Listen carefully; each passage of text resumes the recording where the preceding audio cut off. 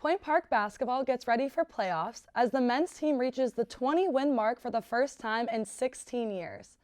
The cheer, dance, and track and field teams all hit the road this past week. Hockey is back, while the Pirates get ready to head down to Florida, and the Steelers' favorites Minkah Fitzpatrick and Cam Hayward were in Vegas for the Pro Bowl games last weekend. The big game is finally here, as NCAA basketball and the NBA continue to push through their season. It's time to come on down to the Pioneer Sideline.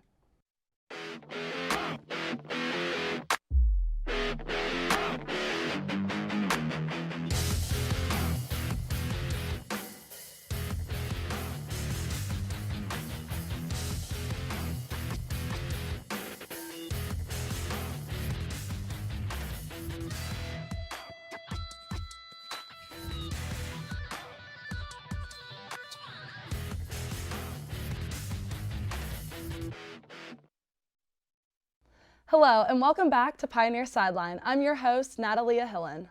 The Point Park University men's and women's basketball teams played Alice Lloyd this past Saturday. Starting with the men's team, they reached the 20-win mark with the win against Eagles 72-68. The Pioneers hit their 7th 20-win season for the first time in 16 years. The Eagles scored the first 5 points of the game, but Stamps was able to get a run, and Valerie's trey moments later in the game gave them the lead of 10-8. 4 starters were put in double digits, which was a cold shooting day with 36% from the floor. With turnovers limited to 8, the Pioneers came on top with rebounds 46-41. Some key players of the game were Jalen Stamps with a team high of 17 points and was 5 for 7 shooting. Stamps got 12 of the points in the first half and got both of his 3-point attempts, helping the Pioneers lead 37-27. Joe Valerie got a double-double with 16 points and 12 rebounds, helping keep the Pioneers ahead. Kyrie Coates got 13 and Sharon Shafino got 12. The Pioneers won the game with the final score of 72-68. The Pioneers have 11 wins and 3 losses in the RSC. Also, Jalen Stamps was once again named RSC Player of the Week, making him back-to-back Player of the Week. Congratulations. Switching gears over to the women's team, they also played against Alice Lloyd and took an unfortunate loss of 51-56. The Pioneers were leading the game early on 11-6. Sierra Sinetta hit a pair of treys after the tip-off, and Alexis Giles followed with a pair of treys.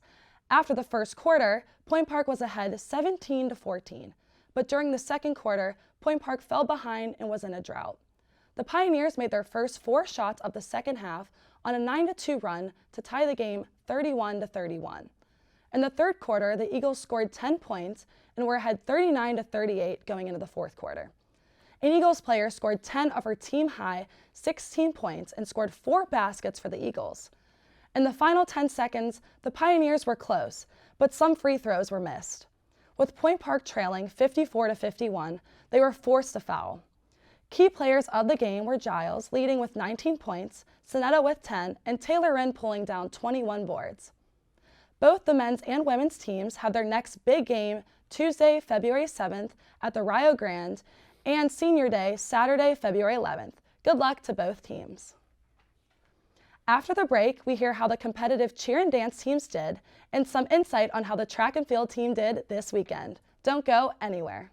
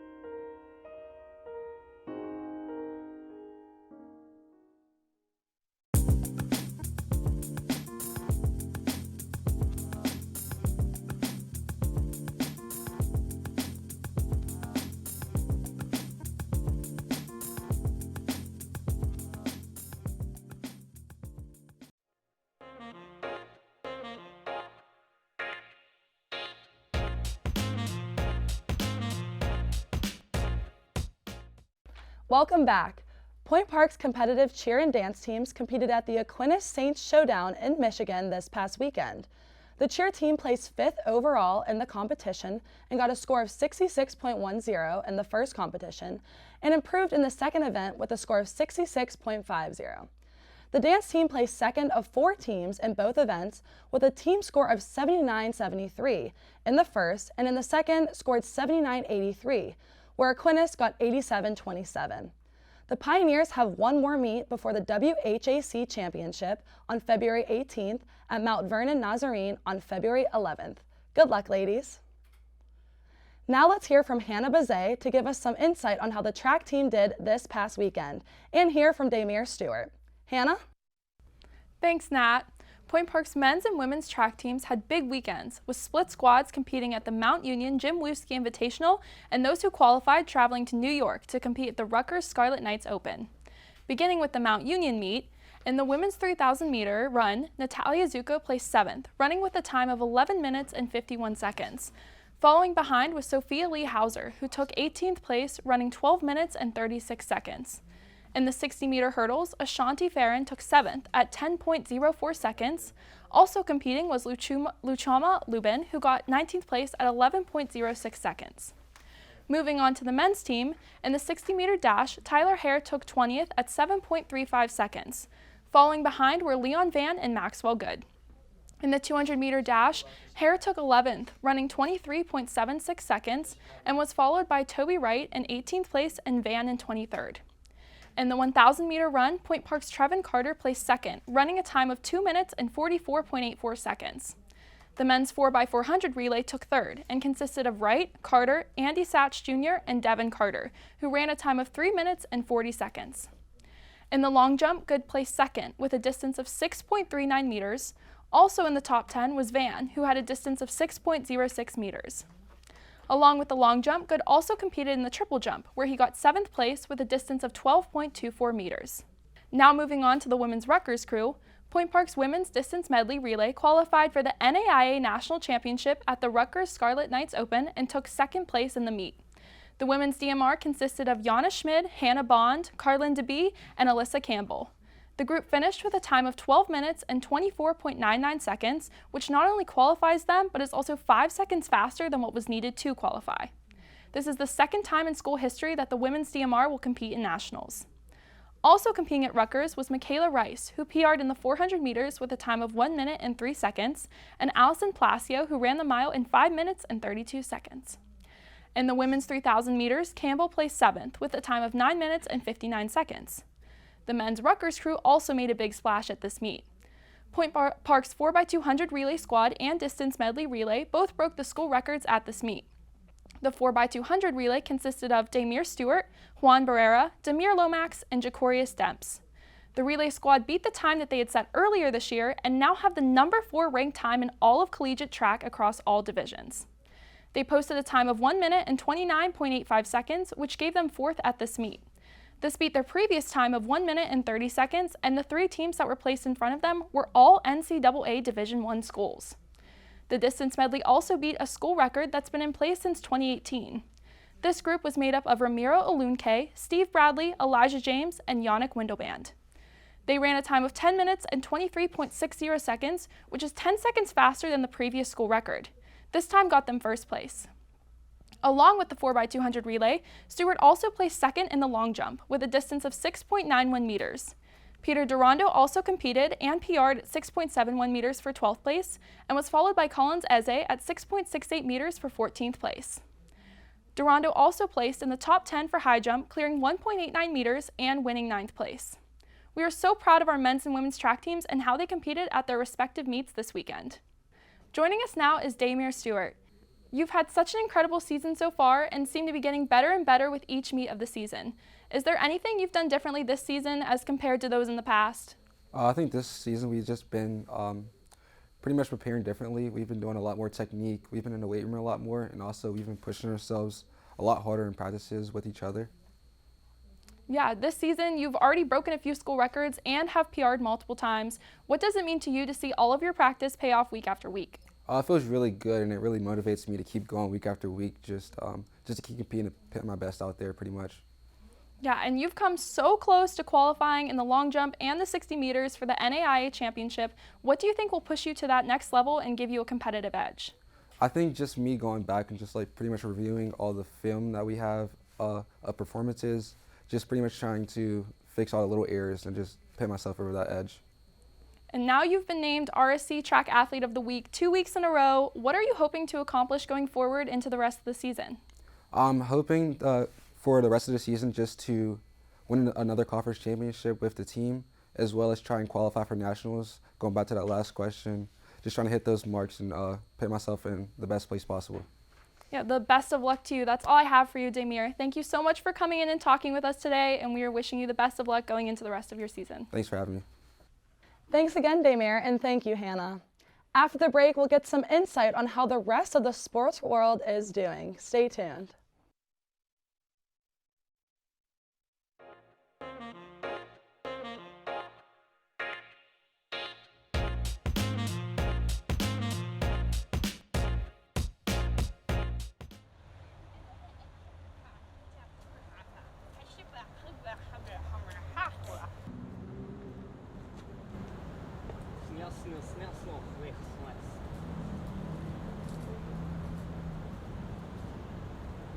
Hey.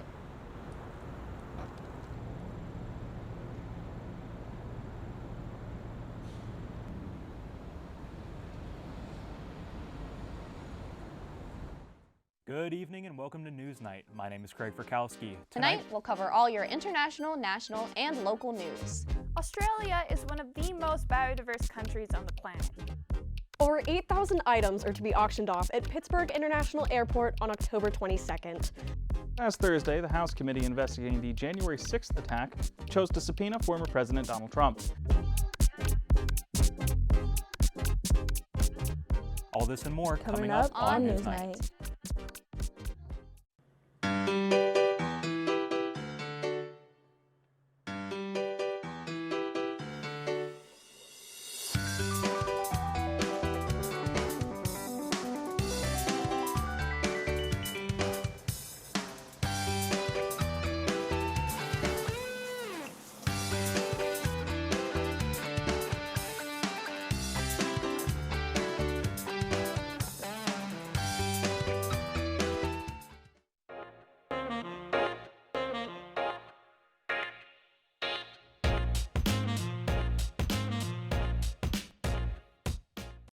Welcome back. Now we hear from India Durham about how all things are going locally. India? Thanks, Nat. Steeler Nation, even though it's the off season, I hope you've been staying up to date with our players, or at least a few of your favorites. Last week, we talked about running back Najee Harris and what he does in his off season so far. But today, let's get into safety Minkah Fitzpatrick and defensive tackle Cameron Hayward and the recent time during their Pro Bowl games. According to Steelers via Instagram, Fitzpatrick makes a great flag tackle, quote, one of the greatest flag tackles I've seen, said by Pat McAfee. Both players were chosen to compete in the February 4th Pro Bowl games, AFC versus NFC, and started off day one with the Skills Challenge.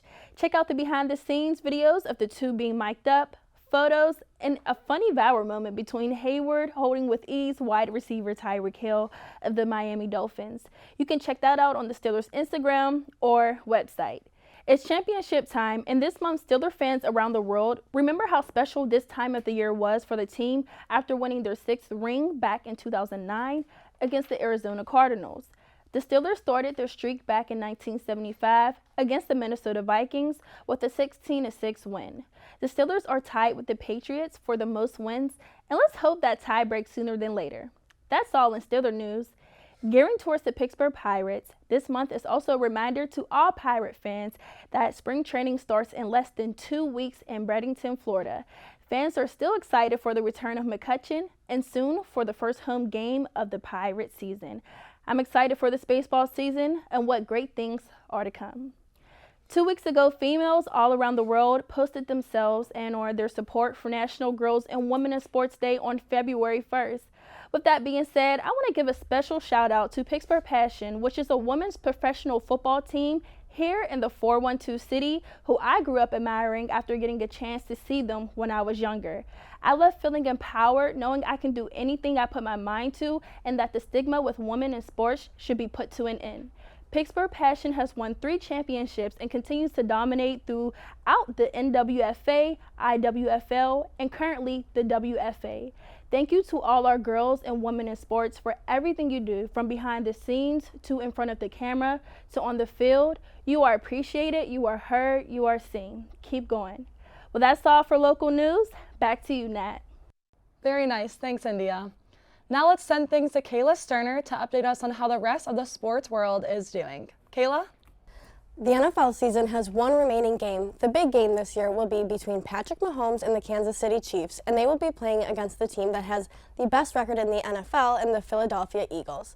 This game is a first for the Eagles quarterback, while Mahomes is entering his third. This is also the first Super Bowl in NFL history that features 2 black quarterbacks, so be ready for the game.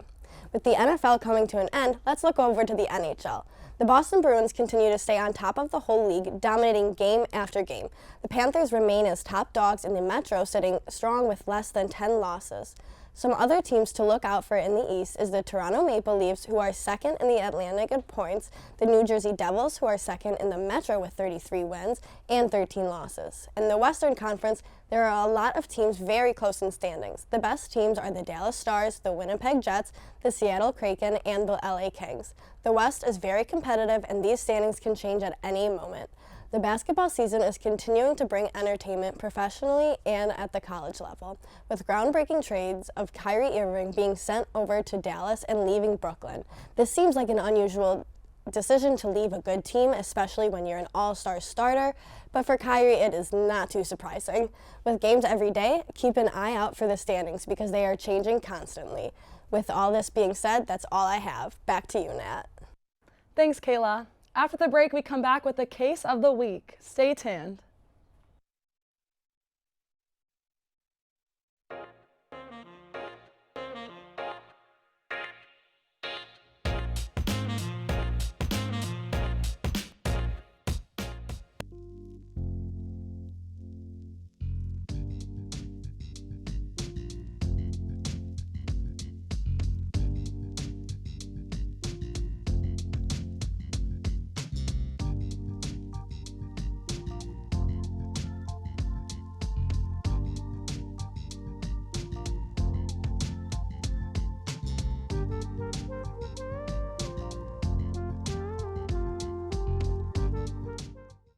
Good morning, everyone, and welcome back. Welcome back. Welcome back. Welcome back to Daybreak. Chicken Guy opened in PPG Place on Monday. The bridge would open before the 1-year marks to check out the 20th annual gingerbread display. Share with you this week's Ray of Sunshine. We are still somehow hanging around in the playoff. It gives Georgia Democrats some hold onto the governing body. 200,000 people still in harm's way. This weather is perfect for those cozy nights indoors.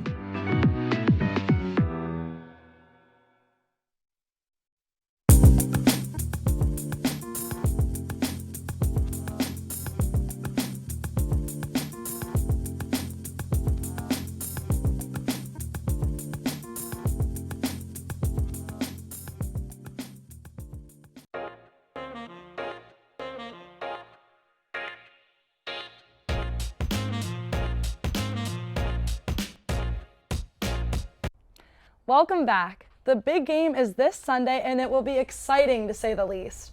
A huge matchup between the powerhouse Eagles and Patrick Mahomes-led Chiefs. Today, I'm joined by John, Kayla, and Ryan to hear what their predictions are and what will happen throughout this game, and who will win this big matchup. So guys, we have them both 16-3 record going into the big game, 546 points each. John, I'm going to start with you. What are your predictions for this game? Listen, the Chiefs might have been there before, but I truly believe the Eagles have the better team. Patrick Mahomes has been there before, but that ankle still remains a question mark, and this Eagles pass rush is historically great. The first team in NFL history to have 4 players with 10-plus sacks: Javon Hargrave, Josh Sweat, Hassan Reddick, and Brandon Graham. So, and Brandon Graham is a Super Bowl hero too. And the Eagles have some guys that have been there before as well. Guys like Jason Kelsey, Lane Johnson, Fletcher Cox. Brandon Graham, aforementioned, they have guys that have been there before. And I believe led by Pro Bowl back Miles Sanders, Jalen Hurts led them in rushing. He's a dual threat. I believe they could run the ball and really take the game out of Patrick Mahomes' hands and control the clock. They're great in the trenches. Mahomes, that ankle remains a question mark. This game reminds me of a lot of his second Super Bowl he played in versus Tampa. Brady and the Bucks, that team had a great defensive front as well. So he was banged up in that one. I get a similar vibe to this one. Mahomes, he's great, but against this Eagles historic pass rush, I don't know, on a bad ankle, it's going to be a lot to overcome. Yeah, it's crazy how he's gotten them to a lot of. I just hope that he definitely feels a little better for the game. I have to disagree with John. As much as I would like to see the Eagles win, I do think that Andy and Mahomes are so familiar in this situation that they're going to just bring it up a notch, and they're going to be able to show up. And with so many people that are coming out saying they want the Eagles to win, I think Patrick Mahomes is going to take that personally, cue Michael Jordan clip, and he's just going to go off. And on top of that, the Kelsey-Patrick connection has just been on fire. So far in the postseason, Kelsey has 3 touchdowns and 176 yards. So if the Eagles want a shot at a Lombardi, they're going to have to hold him down, and I truly don't see them being able to put the dog on a leash. Ryan? So what you said with Travis Kelsey, so the Eagles defense secondary is great. They have a great secondary, but what their problem is their linebackers. Their linebackers need to step up. So now you said Travis Kelsey is their leading receiver in the regular season and postseason. But the Eagles are in the top 5 for the pass defense, which for me looking after the Chiefs, I'll be very worried to throw the ball around. So I would like to see the Chiefs rely more onto the running game. But I do think the pass rush of the Eagles is just too much for a rush game to start or for a 85% healthy Patrick Mahomes. I feel like the Eagles have this game, but everyone's saying it's going to be like a close game. I'll be shocked if this is within 3 points. I feel like it's going to be either a touchdown or more difference. And I think it'll be close and high scoring, but I think it'll only be a 1-possession game, whether that's a field goal or a touchdown. And I also do want to point out, though, that the Chiefs have used 13 different rushers so far, and although they only have 186 yards on the ground during the postseason, 121 of those are from Isaiah Pacheco. So he is having a hell of a season. So you can say, so they are using 13 different running backs. If that doesn't throw an alarm out, I mean, yeah, you have like 1 or 2 solid running backs, but they are using 13 different rushers. And versatility. You could say that, but sometimes that does come back and hurt you, especially in a big game like this. So they're used to playing big games, but only 2 or 3 of them have played in big games before. A lot of the other, like 10, 11 that they use haven't. So I just feel like the butterflies are going to kick in for a lot of those rushers, which I think the Eagles just need to attack. And the Eagles also, on the offense side of the ball, which I know we haven't mentioned much, the Eagles don't have to change really anything on the offense of the ball, because they are scoring points. They are getting the yards. They just got to settle down. So I don't know if you paid attention to the NFC Championship game. It took them a while to get going against the San Francisco defense. Even though that defense is stellar, you got to get that offense starting off hot at the beginning and not let what everybody gets at the big game. They all get the butterflies. They all get the nerves. You got to start off hot and not let this Kansas City defense get hot. Yeah. But the Kansas City's defense also has allowed a lot of passing yards. They are in the top 5 of 222.3 yards per game in the regular season with the air attack, against the air attack, which is very scary against a pass-heavy team that the Eagles are. Yeah. The Eagles, again, they feature 2 potent wide receivers in A.J. Brown and Devonta Smith. And I really believe they hold a major advantage in the running game with Miles Sanders, Jalen Hurts. They can take the game, I feel like, out of Patrick Mahomes' hands. And you mentioned that Mahomes to Kelsey connection, historically great. But if the Eagles hone in on Kelsey, I don't really know who else the Chiefs have outside of him. They've been dealing with injuries. Juju, Tony, and Hardman all left the AFC Championship game. And Tony Juju, I believe they're going to play, but they're going to be a little bit banged up. Nicole Harmon, I believe, has already been ruled out for the game. So the Chiefs are going to have to look to find other guys besides Kelsey to beat this Eagles team in the big game. For sure. I don't know who's going to fill that void for them. I'd also, though, just to hype up the KC's defense, we do have 2 big game changers in Frank Clark and Chris Jones. But then to bring it back to Jalen Hurts, I think he has a serious chance to break Steve McNair's Super Bowl record for most rushing yards from a quarterback. As of right now, it's only 64 yards. Jalen Hurts can use his legs. I see him hitting 65 yards, considering he's averaged 50.7 yards all season. I think he can push through and get that. I think it's going to be a really close game. I mean, Patrick Mahomes is injured right now, so if he really does want to take this win, he's going to have to push through and really fight for it, because it's going to be a close game, guys. Anything else? No, I think that's it. All right, well, we're going to have to see what happens on Sunday. We hope you are able to join us next week at the same Pioneer time, the same Pioneer channel, and the same Pioneer Sideline.